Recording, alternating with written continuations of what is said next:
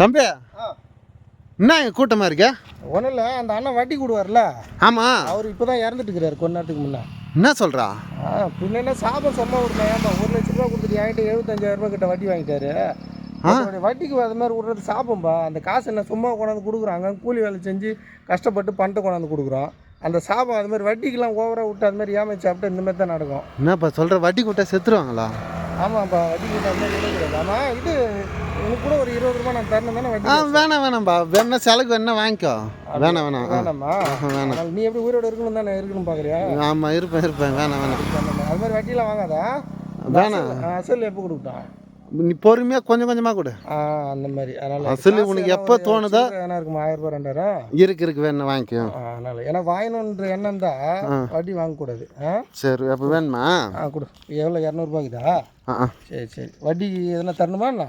வட்டிலாம் வேணாம், நீ செலவுக்கு வச்சுக்கோ. அதனால சாபத்தில் போயக்கூடாது, குடும்பமே உருப்படாது. சரி.